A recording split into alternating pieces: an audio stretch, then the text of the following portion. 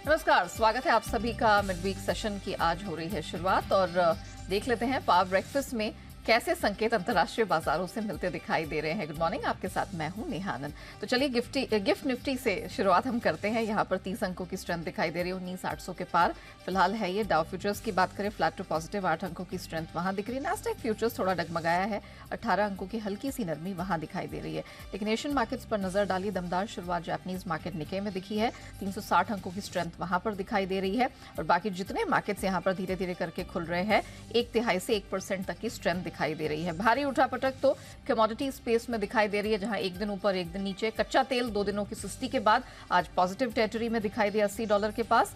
तो सोना और चांदी 6 से 9 हफ्ते की ऊंचाई पर कर रहे हैं कारोबार। दमदार रिकवरी यहां देखने को मिली है।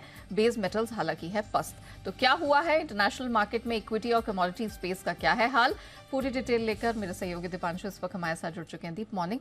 दमदार संकेत हम इक्विटी स्पेस से बनते हुए दिख रहे हैं, कमोडिटी मार्केट ने थोड़ा कंफ्यूज किया है। तो जरा बताइए क्या ट्रिगर्स महत्वपूर्ण रहे हैं और अब आगे क्या? बहुत ही बढ़िया संकेत आते हुए दिख रहे हैं। जो ये रैली आई है अमेरिकी मार्केट्स में, बहुत ज़बरदस्त रही है, बहुत मजबूत रही है। और आप देख रहे हैं लगातार आपको खरीदारी आ रही है, इन्वेस्टर्स का कॉन्फिडेंस आते हुए दिख रहा है, डेटा अच्छा आ रहा है, नतीजे अच्छे आ रहे हैं और बाजार भी आपको ज़बरदस्त फॉर्म में दिख रहे हैं। कल अगर आप देखें, लगातार 7वें दिन डाउ पर आपने रैली आते हुए देखी है। 365 अंक उछलकर दिन की ऊंचाई पर बंद हुआ है। बट मोर इम्पॉर्टेंटली, ये जो लगातार 7 दिनों से खरीदारी आ रही है डाउ की, ये हम मार्च 2021 के बाद देख रहे हैं, जब 7 स्ट्रेट डेज डाउ आपको ऊपर जाते हुए दिखा। तो ये दिखा रहा है कि कितने लंबे समय बाद बाजार में कन्विक्शन लौटते हुए दिखा है, स्पेशली डाउ पर। इनफैक्ट तीनों इंडिसेस अगर आप देखें अमेरिकी बाजार के, तो 15 महीने की ऊंचाई पर हैं। अप्रैल 2022 के लेवल्स अब वापस आपको अमेरिकी बाजारों में आते हुए दिख रहे हैं। तो बहुत ही जबरदस्त एक्शन रहा। डाउ तो करीब 1% उछला ही है, बट पौन परसेंट की खरीदारी आपने S&P 500 और नैस्डैक में देखी। वहीं स्मॉल कैप्स में भी अच्छी खरीदारी रही, 1.25% ऊपर आपका रसल 2000 था। तो ब्रॉड बेस्ड रैली कल अमेरिकी बाजारों में आपने आती हुई देखी है। कई सारे स्टॉक्स, कई सारे सेक्टर्स का दमदार पार्टिसिपेशन था, जिसकी वजह से ये रैली आई है।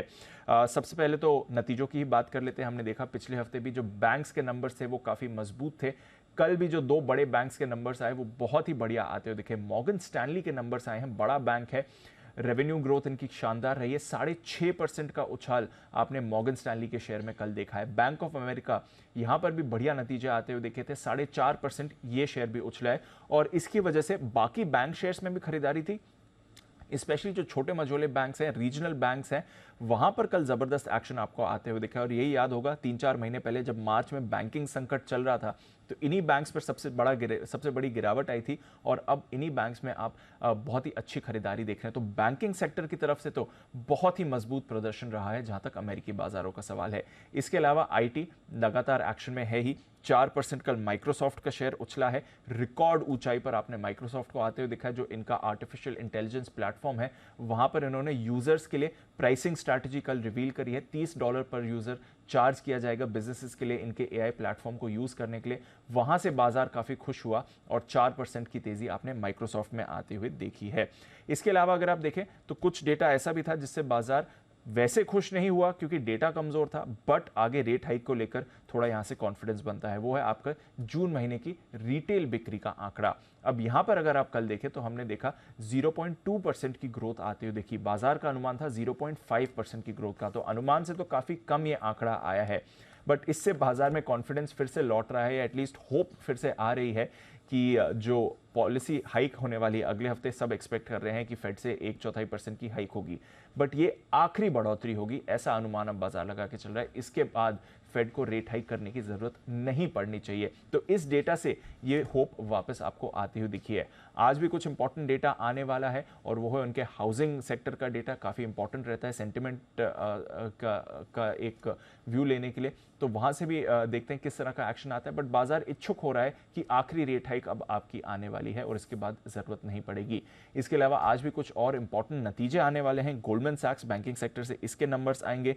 Netflix, Tesla, IBM, United airlines के भी नंबर्स आने वाले हैं। तो इस पर भी बाजार की नजर रहेगी। तो इंपॉर्टेंट डे आज भी है, बट अब तक जो डेटा आ रहा है और मोर इंपॉर्टेंटली जो नंबर्स आ रहे हैं स्पेशली बैंकिंग सेक्टर से, वहां से बाजार में एक नई तेजी का मूड माहौल बना हुआ है।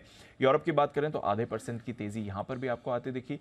कमोडिटी बाजार में भी हमने एक्शन कल देखा है। $20 कल सोना उछलकर 6 हफ्ते की ऊंचाई पर आपको आते हुए दिखा है। 10 हफ्ते की ऊपरी स्तर पर चांदी है। कच्चे तेल में भी थोड़ा एक्शन आते हुए देखा है। ब्रेंट करीब $80 के पास है। अमेरिका के क्रूड भंडार में थोड़ी गिरावट आई है, वहां से भी हमने देखा है दामों को सहारा मिला है। तो एक कमोडिटी सेक्टर में तो कल रिबाउंड आपने जरूर देखा है। हालांकि बेस मेटल्स में सुस्ती थी, एग्री कमोडिटीज में थोड़ा अच्छा एक्शन जरूर बना है। बट ओवरऑल बहुत ही बढ़िया संकेत इक्विटी मार्केट से आ रहे हैं और अच्छे नतीजों के दम पर बाजार रैली कर रहे हैं। 15 महीने की ऊंचाई पर आपको यूएस दिख रहा है। ओके, तो दमदार संकेत हमें आज भी दिखाई दे रहे हैं, अमेरिकी मार्केट से भी दिखाई दे रहे हैं और हमारे मार्केट्स तो यहाँ पर स्ट्रेंथ टू स्ट्रेंथ बढ़ते दिखाई दे ही रहे हैं। धन्यवाद दीप, वो पूरी डिटेल दर्शकों के सामने रखने के लिए। आइए आगे बढ़ें, उससे पहले देख लेते हैं कि मंगलवार यानी कि कल संस्थागत निवेशकों का प्रदर्शन कैसा रहा है। तो हमने दमदार खरीदारी देखी है, जारी रही है। FIIs की तरफ से कैश स्पेस में 2100 करोड़ से अधिक की खरीदारी का फिगर दर्ज हुआ है। हाँ, घरेलू संस्थागत निवेशकों ने हाथ पीछे खींचे हैं। 1320 करोड़ के आसपास की बिकवाली वहां पर रजिस्टर होती हुई नजर आई है। हालांकि जिस तरह के दमदार ग्लोबल संकेत हैं, उन सब के बीच हमारे मार्केट्स में आज क्या रणनीति अपनानी है, ट्रेडिंग कैसे की जाए, इन सब पर बात करने के लिए जी बिजनेस के मैनेजिंग एडिटर अनिल सिंह भी हमारे साथ जुड़ चुके हैं।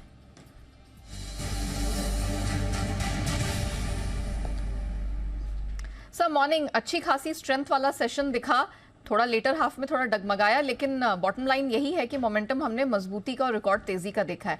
सर आज कैसे सेशन की उम्मीद है, निफ्टी बैंक निफ्टी क्या करें? गुड मॉर्निंग नेहा, बिल्कुल उम्मीद तेजी के सेशन की ही रखनी चाहिए और मजबूती वाले सेशन की रखनी चाहिए। हाँ, ये जरूर कि जिस तरह से हम एक तरफा तेजी के साथ भागे हैं, थोड़ा बढ़ने की रफ्तार धीमी पड़ सकती है, बस उतना ही है, लेकिन डायरेक्शन ऊपर की तरफ का ही है। और आप देखिए ग्लोबल सपोर्ट तो इतना ज्यादा है आप सोच भी नहीं सकते। तो आई थिंक एक ग्लोबल सपोर्ट के दम पर और दूसरा हमारे अपने बाजारों की मजबूती के दम पर थोड़ा और आगे बढ़ने की कोशिश करेंगे। कल के सेशन में FIs की खरीदारी के आंकड़े थोड़े और बेहतर होते हुए दिखे हैं, वो भी एक सपोर्ट का काम करेगा। तो आई थिंक दोनों ही लिहाज से ये पॉजिटिव चीजें हैं। अब जो सपोर्ट रेंज है निफ्टी के लिए आज के लिए वो है 19,565 से 19,600 की रेंज आपके लिए मजबूत सपोर्ट का काम करेगी। ऊपरी स्तरों पर 19,800 825 के आसपास जो लाइफ टाइम हाई के आसपास के लेवल है, वहां पर हल्की फुल्की रुकावट है। एक बार 19,825 के पार निकलकर हम ट्रेड करना शुरू करेंगे तो ब्लू स्काई जोन में जाते हुए नजर आएंगे। बैंक निफ्टी का जहां तक सवाल है, नीचे की तरफ जो सपोर्ट रेंज है बैंक निफ्टी पर 45,075 से लेकर 45,225 की रेंज आपके लिए मजबूत सपोर्ट का काम करेगी। और ऊपरी स्तरों पर बैंक निफ्टी में आप 45,000 लगभग 650 से लेकर 45,800 की रेंज ऐसी होगी जहां पर आपको थोड़ी बहुत रुकावट आती हुई दिख सकती है। तो ओवरऑल खरीदारी के रुझान के साथ बने रहे और तेजी का व्यू रखें। ज्यादा गैप से न खुले, जिस तरह से गिफ्ट निफ्टी आपको हल्की सुस्त शुरुआत के संकेत दिखा रहा है, अगर सुस्त शुरुआत और 20-25 पॉइंट ऊपर ही खुले तो तुरंत ही खरीदारी के मौके आपके लिए बन जाएंगे। बाय ऑन डिप्स की स्ट्रेटेजी आज भी रखना चाहिए। जी very well sir, thank you so much दर्शकों को दिशा देने के लिए। तो बाय ऑन डिप्स की जो रणनीति है वो आपको बिल्कुल बरकरार रखनी है। क्लियरली निफ्टी बैंक निफ्टी दोनों में भरोसा है, लेकिन तेजी के बाद कुछ कूल ऑफ आए तो उससे हैरान परेशान ना हो। निफ्टी 19,565 से 600 ये सहारा देने वाली बैंड होगी। अपर बैंड सर को लगता है 19,825 तक स्ट्रेच होती दिख रही है। यहाँ पर हल्की फुल्की प्रॉफिट बुकिंग आ सकती है, लेकिन 825 के पार वापस से एक ब्लू स्काई जोन की संभावना प्रबल बनती हुई दिखाई दे रही है। सिमिलरली बैंक निफ्टी 45,075 से 225 ये आज आपके लिए सपोर्ट रेंज का काम करेगी और जो अपर बैंड है वो 45,650 से 800 तक स्ट्रेच होता हुआ दिख रहा है। ये आज के लिए रेजिस्टेंस बैंड साबित हो सकता है। आइए अब जान लेते हैं कि बाजार में आप किस तरह की एक्सपेक्टेशन लगा के चल सकते हैं, स्टॉक स्पेसिफिक एक्शन कहां दिखेगा, जून तिमाही के जो नंबर्स हैं वो यहां पर कैसे निकल कर आ रहे हैं, सब पर बात करेंगे। हमारे साथ वरुण पूरी डिटेल लेकर जुड़ चुके हैं। वरुण मॉर्निंग, पहले तो बताइए कल कौन कौन से नंबर्स आए हैं, कैसी रहे हैं? Okay, good morning Neha. सबसे पहले इंडसइंड बैंक के नंबर्स आए हैं, तो निफ्टी का ये स्टॉक है, यहाँ पे आपको नज़र रखना है। नतीजे अच्छे हैं। स्टैंडअलोन अगर आप देखेंगे तो NII में करीब 18% के आसपास की बढ़ोतरी हुई है। मुनाफा 32.5% बढ़ा है, ऑलमोस्ट हमारे अनुमान के मुताबिक ही है। प्रोविजनिंग साल दर साल 20% के आसपास की गिरावट, क्वार्टर 3.7% गिरे हैं।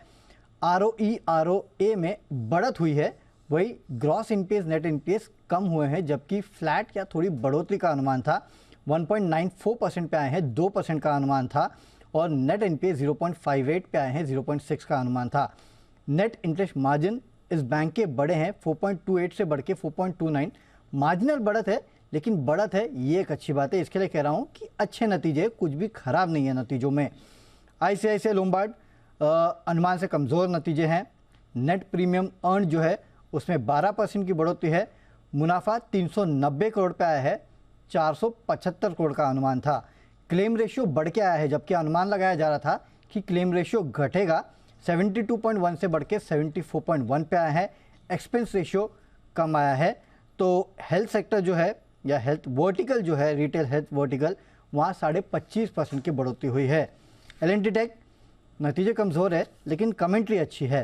कंपनी की आय जो है 3% घटी है। मार्जिन 17.2% पे आए हैं, 17.1% का अनुमान था। मुनाफा 8.5% यहाँ पे घटा है इस कंपनी का। इसके अलावा कैश में हिमाद्री स्पेशलिटी केमिकल रेवेन्यूज़ 9% गिरे हैं, लेकिन मार्जिन बढ़े हैं 6.8% से बढ़ के 14.1%। मुनाफा 38 करोड़ से बढ़ के 86 करोड़ पे आया है। JSW इस्पात लॉस कम हुआ है, 106 करोड़ से घटकर 54 करोड़। रेवेन्यूज़ ठीक ठाक रहे हैं, मार्जिन में बढ़ोतरी है, 6% के आसपास से आए हैं। और क्रिसिल अच्छा परफॉर्मेंस है, आय 15% बढ़ी है, मार्जिन में करीब करीब आधे से 5% के आसपास की बढ़ोतरी है। और मुनाफा 10% बढ़ते हुए नजर आया है। 8 रुपये प्रति शेयर के डिविडेंड का ऐलान इन्होंने किया है। चलिए, तो ये कुछ नंबर्स हैं जो कल ये रिस्पेक्टिव कंपनीज ने जारी किए, उनके एनालिसिस वरुण ने आपके सामने रखी। वरुण, आज के लिए ट्रिगर्स कौन से नंबर्स आ जा रहे हैं और खबरों के दम पर कहाँ एक्शन है? तो निफ्टी के कोई नंबर्स नहीं आने वाले हैं। अच्छा। FNO में आ जाएंगे। Can Fin Holmes, L&T finance holding और टाटा कम्युनिकेशन। लेकिन निफ्टी का एक स्टॉक है रिलायंस इंडस्ट्रीज, इसकी डीमर्जर की एक्स डेट कल है। तो आज जो है जितने भी FNO कॉन्ट्रैक्ट्स हैं वो एक्सपायर होने वाले हैं, तो यहाँ पे आप नज़र रखिएगा। माफ़ कीजिएगा। अमृतांजन हेल्थ केयर बायबैक जो है वो आज से खुलने वाला है। IPO में नेटवेब टेक्नोलॉजीज IPO आज बंद होने वाला है। और उत्कर्ष स्मॉल फाइनेंस बैंक, पिछले हफ्ते जो IPO खुला था उसका IPO अलॉटमेंट होने वाला है। कैबिनेट की बैठक भी है 10:30 बजे। नेटवेब टेक्नोलॉजीज दूसरे दिन तक अगर आप देखेंगे 9.14 टाइम्स भरा है, जिसमें रिटेल का हिस्सा 8.77 टाइम्स भर चुका है।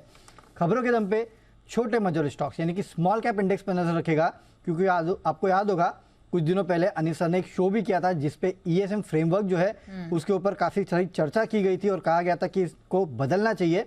और दरअसल ESM फ्रेमवर्क में जो रेगुलेटर्स है उन्होंने बड़ा फैसला लिया है। स्टेज 2 वाली कंपनियां जो है उनकी सभी ट्रेडिंग डे में जो ट्रेडिंग है उसकी इजाज़त होगी, यानी कि 100% मार्जिन और 2% प्राइस बैंड के साथ। पीरियडिक कॉल ऑप्शन जो है वो होगा, पहले एक दिन की ट्रेडिंग थी, अभी हर दिन ट्रेड कर पाएंगे, तो ये एक अच्छी बात है। तो ये एक अच्छा डेवलपमेंट है और हमारी जो मुहिम थी अनिल सर ने जो शो किया था उसका इम्पैक्ट आप देख रहे हैं। इसके अलावा IT कंपनीज पर नजर रखेगा, क्योंकि गार्टनर ने IT स्पेंडिंग जो है उसका अनुमान बढ़ाया है। कैलेंडर ईयर 2023 के लिए 5.5% से बढ़ा के 6.4% किया है। हालांकि अब केवल 2 क्वार्टर बचे हैं, लेकिन गाइडेंस बढ़ा दिया है। हीरो मोटोकॉर्प नई एक्सट्रीम 200S जो है 4V उसको लॉन्च किया है। 1.41 लाख की शुरुआती कीमत है। BL कश्यप यहाँ पे इस कंपनी को दरअसल 369 करोड़ के ऑर्डर जो है वो मिले हैं। DLF द आर्बर से ऑर्डर जो है वो मिले हैं। और बल्क डील आपको याद होगा कल हमारा राजा में हुई थी, जहाँ पे क्लैरियोस ARBL ने 2.39 करोड़ शेयर बेचे थे। BNP Paribas, Kotak Mahindra, Nippon mutual fund, Societe Generale, ये तमाम वो फंड्स है जिन्होंने इसमें खरीदारी की है। और आखिरी में रैलीज इंडिया, कल हमें ये पता था कि टाटा केमिकल्स ने 97 लाख शेयर्स खरीदे हैं, लेकिन बेचने वाले का नाम सामने आ चुका है और वो है रेखा झुंझुनवाला। इन्होंने 1.06 करोड़ शेयर जो है 215 के भाव में बेचे थे, जिसको खरीदा है टाटा केमिकल्स ने, प्रमोटर्स ने। ऑलराइट, चलिए, तो ये वो खबरें हैं जिनके दम पर इन चुनिंदा स्टॉक सेक्टर्स में दिखेगा एक्शन। एंड ऑफ कोर्स तिमाही नतीजों पर हमारी नजर बनी रहेगी। धन्यवाद वरुण पूरी डिटेल के लिए। आइए अब जान लेते हैं कि एक्सपर्ट्स की क्या राय बन रही है आज के बाजार के लिए, कौन सी स्ट्रैटेजी आपके लिए बेस्ट रेकमेंडेड हो सकती है। ग्लोब कैपिटल मार्केट्स के हिमांशु गुप्ता हमारे साथ जुड़ चुके हैं। हिमांशु जी, मॉर्निंग, बहुत स्वागत है। पहले इंडसइंड के नंबर्स के साथ शुरुआत कर लेते हैं। अच्छे नंबर्स रहे हैं, ये स्टॉक भी तगड़ा परफॉर्मर चार्ट्स पे रहा है, अब क्या राय होगी आज के लिए? Very good morning to you Neha.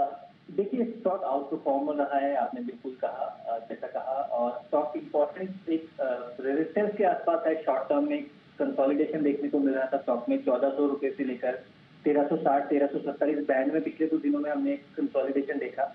तो मेरा मानना है कि अगर इन नंबर के दम पर स्टॉक 1400, 1410 के ऊपर निकलता है और उठता है थोड़ी देर, तो यहाँ पर एक अच्छी शॉर्ट कवरिंग और फ्रेश बाइंग दोनों ही देखने को मिल सकती है। और उस कंडीशन में स्टॉक के जो नेक्स्ट इंपॉर्टेंट लेवल है चार्ट पर, जो पोजीशन 1530-1550 रुपए का जोन है, वहां तक मूव के लिए तैयार होता हुआ नजर आ सकता है आने वाले कुछ दिनों के लिए। तो मेरी सलाह रहेगी कि अगर 1410-1415 रुपए के ऊपर इंडसइंड बैंक आज ट्रेड करता है तो यहाँ पर फ्रेश लॉन्ग पोजीशन बनाई जा सकती है 1385 के स्टॉप लॉस के साथ। बेहद शॉर्ट टर्म 1 से 2 दिनों के लिए 1430-1450, लेकिन थोड़ा शॉर्ट टर्म अगर नजरिया है तो 1550 रुपए तक का मूव यहाँ पर देखने को मिल सकता है। ओके, चलिए, तो इंडसइंड बैंक में स्ट्रेंथ रहेगी जारी, 1450 एंड इवेंचुअली 1550 तक का भी लेवल छू सकता है। अच्छा, अब L&T टेक नंबर्स थोड़े से अनुमान से कमजोर रहे लेकिन कमेंट्री अच्छी रही है, तो L&T टेक क्या व्यू बन रहा है? तो मेरे देखिए, जहां तक अभी तक हम समझ पाए हैं आईटी के नंबर्स अब की बार ऑफकोर्स कोई बहुत स्ट्रॉन्ग नहीं आ रहे हैं, लेकिन मार्केट कहीं ना कहीं उन नंबर्स पर ज्यादा ध्यान नहीं दे रहा है। मार्केट को कहीं ना कहीं ये डिस्काउंटेड था कि इस बार के नंबर बहुत अच्छे नहीं आएंगे, और अब ध्यान है आगे की गाइडेंस को लेकर और एआई को लेकर जो बड़ी इन्वेस्टमेंट इस सेक्टर की तरफ से होती हुई नजर आ रही है। तो मेरा मानना है कि एलटीटीएस भी नंबर्स के बाद शायद कोई बहुत बड़ा गैप या डिसअपॉइंट ना करे। अगर कोई छोटी मोटी गिरावट मिलती है तो मेरा मानना है कि 3975, 3960 ये अच्छा सपोर्ट जोन है। अगर इन लेवल्स तक डिप मिले तो खरीदारी की जा सकती है। पोजिशनली 3900, 3880 ये स्टॉप लॉस रहना चाहिए तेजी की पोजीशन के लिए। और अपसाइड में स्टॉक अगर आने वाले दिनों में 4150 के ऊपर चलना शुरू करता है तो यहाँ पर 4300, 4500 तक के लेवल देखने को मिलेंगे। फिलहाल मुझे लगता है कि शायद इन नंबर के बाद कोई बहुत बड़ा मूव किसी भी साइड आज में देखने को ना मिले। ओके, चलिए, तो L&T टेक पे वो राय आती हुई, लेकिन 4150 ये एक महत्वपूर्ण फिगर रहेगा। ये आंकड़ा पार होने पर ही आपको 43-4500 जैसे लेवल्स आने वाले समय में देखने को मिल सकते हैं। एफएनओ के कुछ नंबर्स आज जारी होने वाले हैं, कैनफिन होम्स, L&T फाइनेंस, आपकी नजर कहाँ रहेगी? अगर आप कैनफिन होम्स की बात करें तो ये ऑलरेडी एक आउट परफॉर्मर स्टॉक है और एक बड़े रेजिस्टेंस जोन को क्लियर कर ऑलरेडी ट्रेड करता है। तो मेरा ऐसा मानना है कि स्टॉक में कोई भी डिप मिलती है तो खरीदारी के मौके ढूंढने चाहिए। एग्जिस्टिंग पोजीशंस के लिए 760 रुपए का स्टॉप लॉस है। फ्रेश पोजीशंस के लिए अगर कोई डिप 775 रुपए के आसपास मिलता है तो खरीदारी की जा सकती है। 760 रुपए का क्लोजिंग बेसिस पर स्टॉप लॉस मेंटेन करें। मेरा मानना है कि ये स्टॉक बहुत जल्दी आने वाले 1 से 2 महीनों में ही 1000 रुपए तक भी जाने का दम रखता है। तो कैनफिन होम पर मैं एक काफी क्लोज वॉच रखूंगा और मुझे लगता है कि हर गिरावट पे यहाँ पे खरीदारी की जा सकती है। अब अगर मैं भी आज की मैं अपने ट्रेडिंग आइडियाज की बात करूं तो मुझे लगता है एशियन पेंट्स एक ऐसा स्टॉक है जो कि अभी तक अपना नया ऑल टाइम हाई नहीं बना पाया था, बट रिसेंट प्राइस एक्शन ऐसा सजेस्ट करता है कि आज या कल में ये स्टॉक नया ऑल टाइम हाई बना सकता है। एशियन पेंट्स में खरीदारी करके करने की सलाह है। 3513 के आसपास का बंद है। 3495 यानी कि 3495 रुपए का स्टॉप लॉस रहेगा। अप साइड में 3575 और 3600 रुपए के दो टारगेट एशियन पेंट्स में मैं देखता हूँ कि आज या कल में आता हुआ नजर आ सकते हैं। दूसरा स्टॉक रहेगा यूनाइटेड स्पिरिट यानी कि मेटल्स। यहाँ पर भी हमने देखा कि एक अच्छा ब्रेकआउट अटेम्प्ट हुआ था स्टॉक में एक दिन पहले, कल वापस से सपोर्ट रिटेस्ट हुआ। मेरा मानना है कि ये जो ब्रेकआउट है ये जारी रहेगा और स्टॉक में आज भी देखने को मिल सकता है अपसाइड का। तो यूनाइटेड स्पिरिट में खरीदारी करेंगे। 960 रुपए के आसपास का क्लोज है। 945, 945 रुपए का स्टॉप लॉस लगाना है। पहला टारगेट 985 रुपए, दूसरा टारगेट 1000 रुपए। ये दो टारगेट के लिए यूनाइटेड स्पिरिट में खरीदारी करने की सलाह है। Very well, Himanshu ji, thank you so much हमारे साथ जुड़ने के लिए और इन स्टॉक्स पर राय देने के लिए। दर्शकों की सहूलियत के लिए बता दूं, एशियन पेंट्स खरीदने की रेकमेंडेशन है। 3575, 3600 तक का टारगेट है। स्टॉप लॉस आपको 3495 का लगाना है। और यूनाइटेड स्पिरिट्स, उसके भी लेवल्स आपकी स्क्रीन पर है। 985 से 1000 तक का टारगेट दिख रहा है। 945 का स्टॉप लॉस लगाना है। चलिए, इक्विटी मार्केट में तो कहां कहां क्या रणनीति अपनानी ये हमने आपको बता दिया, लेकिन कमोडिटी मार्केट में कैसे ट्रेडिंग करनी है, कहां फोकस करना है, इन सब पर बात करेंगे। पृथ्वी फिनमार्ट के मनोज कुमार जैन हमारे साथ जुड़ चुके हैं। मनोज जी, मॉर्निंग। सबसे पहले बुलियन पे फोकस कर लेते हैं क्योंकि वहां पर एक तगड़ा कमबैक हमने बनता हुआ देखा है। सोना 6 से 7 हफ्ते की ऊंचाई पर है, 1980 के ऊपर है, लेकिन अब सवाल यही है कि क्या 2000 का आंकड़ा पार करके उसके ऊपर टिक पाएगा? तो आज क्या करना है? Good morning Neha ji. बिल्कुल, यहाँ पे सोने में पूरी संभावनाएं बन गई है कि एक बार फिर हम $2000 प्रति ट्राई आउंस से ऊपर के लेवल्स यहाँ आते हुए देखेंगे। जिस तरह से डॉलर इंडेक्स में लगातार कमजोरी देखने को मिल रही है तो सोने की कीमतों को लगातार सपोर्ट करती हुई नजर आई है। साथ ही यूएस के जो इकोनॉमिक आंकड़े इस सप्ताह जारी हुए हैं वो भी उम्मीद से कमजोर थे। वहां से भी एक बार फिर सपोर्ट जो है वो लौटते हुए नजर आए हैं।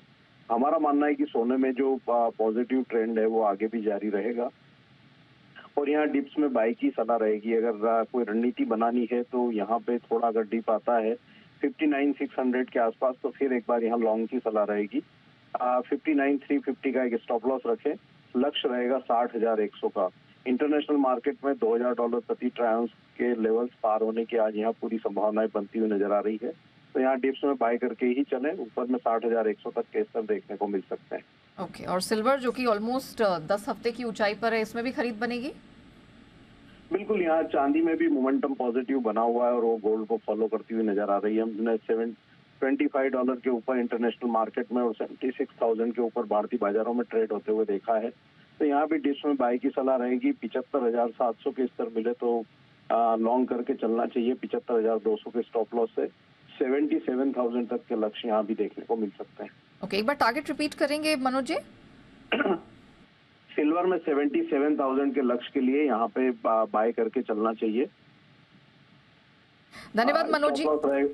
स्टॉप लॉस रहेगा 75,200 का और यहाँ पे जो बाइंग जो करनी है वो 75,700 के आसपास करनी है। वेरी वेल, धन्यवाद मनोज जी वो पूरी डिटेल देने के लिए। तो गोल्ड सिल्वर दोनों में स्ट्रेंथ पकड़ते हुए ये मार्केट दिखाई दे रहा है, करनी है खरीदारी।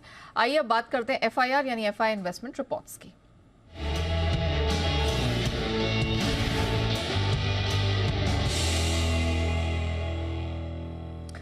तो जान लेते हैं कि फॉरेन ब्रोकरेजेस की नजर किन स्टॉक्स पर है। वरुण के पास है पूरी detail. Varun, over to you. Okay, सबसे पहले इंडसइंड बैंक, यहाँ पे तमाम ब्रोकरेज हाउसेस ने अपने प्राइस टारगेट बढ़ा दिए हैं। मॉर्गन स्टैनली ओवरवेट का कॉल 1725 से बढ़ा के 1800, JP मॉर्गन 1060 से बढ़ा के 1250 और जेफरीज 1550 से बढ़ा के 1750 कर दिया है। वहीं ICICI लोम्बार्ड यहाँ पे थोड़ा मिला जुला है, क्योंकि मॉर्गन स्टैनली अभी भी 1555 का लक्ष्य दे रहा है, लेकिन जेफरीज ने अपने लक्ष्य बढ़ाए हैं 1560 से बढ़ा के 1630 और HSBC ने 1540 से घटा के 1525 का यहाँ पे लक्ष्य कर दिया। इसके लिए कह रहा हूँ कि मिला जुला है। ICICI prudential life insurance company, यहाँ पे अगर आप देखेंगे तो सिटी ने प्राइस टारगेट बढ़ाया है 640 से बढ़ा के 685, बाकी जस का तस है। L&T टेक, यहाँ पे अगर आप देखेंगे तो एक ही है जिन्होंने प्राइस टारगेट बढ़ाया है और वो है सिटी। बाकी मॉर्गन स्टैनली, JP मॉर्गन, जस का तस प्राइस टारगेट है। सिटी अभी भी सेल का कॉल दे रहा है, हालांकि प्राइस टारगेट 2995 से बढ़ा के 3060। पॉलीकैप कल बेहतरीन नतीजे आए थे, उसके बाद जेफरीज ने अपना प्राइस टारगेट बढ़ाया है 4270 से बढ़ा के 4835। मॉर्गन स्टैनली, जस का तस है। काफ़ी सारे कंपनियों पे इनिशिएट की गई है रिपोर्ट। गोल्डमैन की तरफ से NTPC 265, टाटा पावर सेल का कॉल है 190 का प्राइस टारगेट है। SJVN बाय का कॉल 55 का प्राइस टारगेट है। टीटागढ़ रेल सिस्टम पे HSBC की रिपोर्ट है जहाँ पे इनिशिएट किया गया है बाय 730 के प्राइस टारगेट के साथ। और आखिरी में mind space business park REET जो है, इसके ऊपर CLSA ने इनिशिएट किया है, एक्यूमुलेट का कॉल है 334 के लक्ष्य के साथ। स्टॉक्स पे रहने वाली है नजर, क्योंकि फॉरेन ब्रोकरेजेस की रिपोर्ट का आज ये है हिस्सा। धन्यवाद वरुण पूरी डिटेल के लिए। पावर ब्रेकफास्ट को यही रैप अप करते हैं।